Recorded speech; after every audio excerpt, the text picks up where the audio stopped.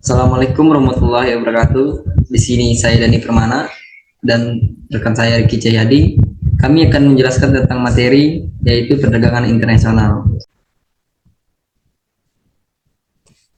Perdagangan internasional atau international trade adalah kegiatan transaksi dagang antara satu negara dengan negara lain, baik mengenai barang atau jasa-jasa dan dilakukan melewati batas daerah suatu negara.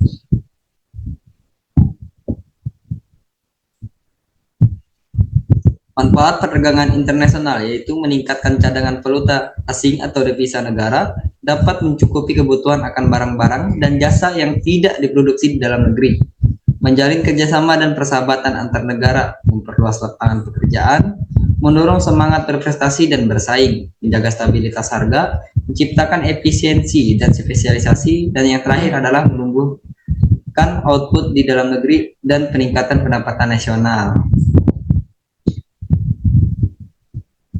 Faktor pendorong perdagangan internasional yaitu satu, perbedaan sumber daya alam, dua, adanya perbedaan selera, tiga, tidak semua negara dapat memproduksi sendiri suatu barang, empat, adanya spesifikasi, lima, perbedaan iklim, dan yang terakhir adalah perbedaan ilmu pengetahuan dan teknologi atau iptek. Faktor penghambat perdagangan internasional yaitu tidak amannya suatu negara, pembayaran antar negara sulit dan risikonya besar, tidak stabil kurs mata uang asing, perbedaan mata uang antar negara, kebijakan ekonomi internasional yang dilakukan oleh pemerintah, dan yang terakhir adalah kualitas sumber daya yang rendah. Apa itu teori perdagangan internasional? Teori-teori yang mencoba memahami alasan suatu negara melakukan perdagangan atau pertukaran dengan negara-negara lain.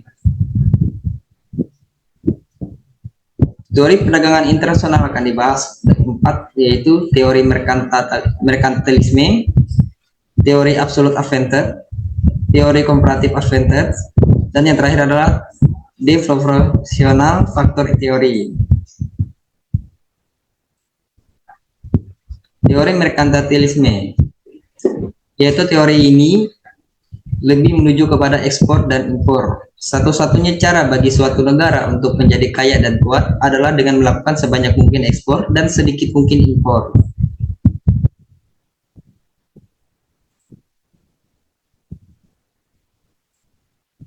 Teori keunggulan mutlak yang disampaikan oleh Adam Smith yaitu negara melakukan perdagangan internasional dengan negara lain jika negara tersebut memiliki keunggulan mutlak atau absolute advantage, maka negara tersebut akan melakukan ekspor dan mengimpor barang-barang yang tidak dimiliki keunggulan mutlak atau absolute disadvantage.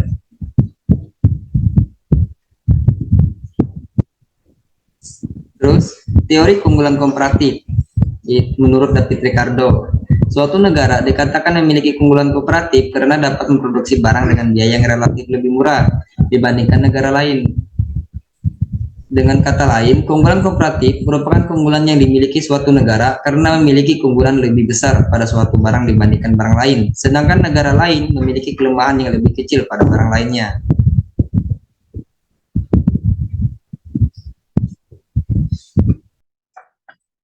Teori ketersediaan faktor produksi terbagi menjadi dua. Yang pertama, faktor endogenen, yaitu keterlibatan faktor-faktor produksi di dalam suatu negara. Adalah faktor ini mengacu pada stok faktor produksi di suatu negara. Faktor-faktor produksi termasuk tanah, tenaga kerja, modal, dan sumber daya alam. Jumlah faktor juga mengacu teknologi dan infrastruktur seperti jalan, kereta api, dan pelabuhan. Yang kedua, faktor intensity, yaitu teknologi yang digunakan di dalam proses produksi, apakah lambur intercity atau kapasitas intercity. Yang pertama, lambur city. Lambur city merupakan industri yang membutuhkan investasi besar dalam tenaga kerja atau produksi barang-barang dan jasa. Industri ini mempunyai produktivitas rendah maupun menyerap tenaga kerja yang banyak. Yang kedua, capital intensity, yaitu capital intensity merupakan kegiatan investasi perusahaan dalam bentuk aset tetap. Dengan kata lain, capital intensity menggambarkan beberapa besar perusahaan menginvestasikan aset di dalam bentuk aset tetap.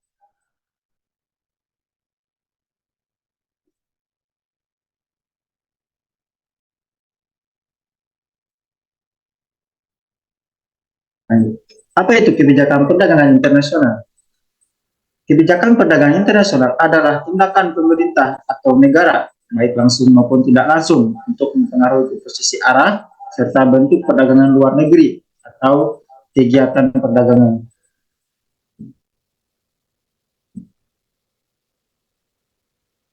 Kebijakan perdagangan bebas.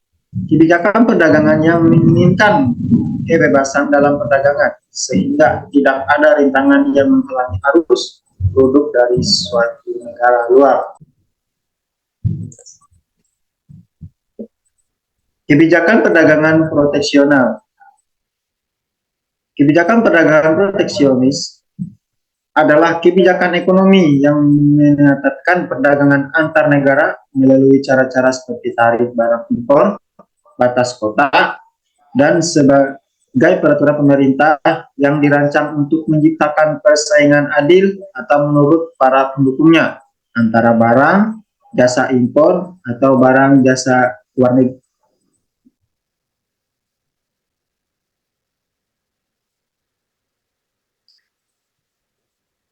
Kebijakan perdagangan proteksional terbagi menjadi 7. Yang pertama, kota.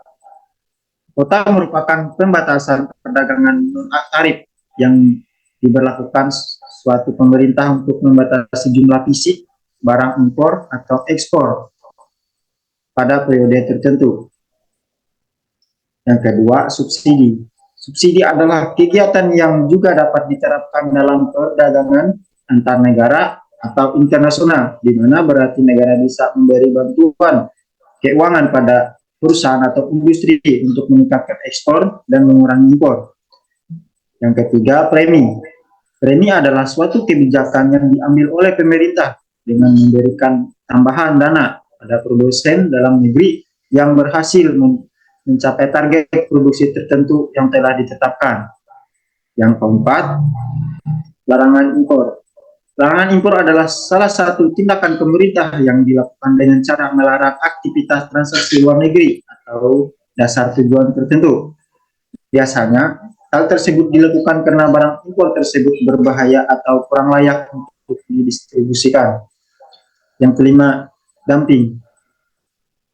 Istilah dumping merupakan istilah yang dipergunakan dalam perdagangan internasional. Adalah dagang yang dilakukan oleh eksporter dengan menjual komoditi di pasar internasional dengan harga kurang dari nilai wajar atau lebih rendah dari harga barang tersebut di negeri sendiri. Yang keenam, diskriminasi harga. Diskriminasi harga merupakan suatu tindakan di mana negara melakukan penetapan harga barang atau komoditas dengan harga yang berbeda di negara lain. Hal ini dilakukan sebagai bentuk barang tarif agar barang dagang laku di pasar internasional. Dan yang ketujuh, larangan ekspor.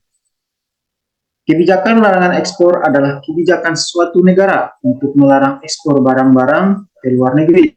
Kebijakan ini dapat terjadi akibat adanya alasan dari berbagai bidang, antara lain ekonomi, politik, sosial, dan budaya.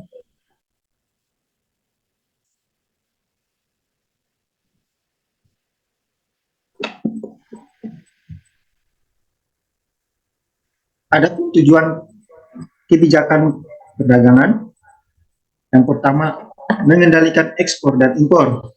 Yang kedua, meningkatkan pertumbuhan ekonomi. Yang ketiga, menyehatkan neraca pembayaran.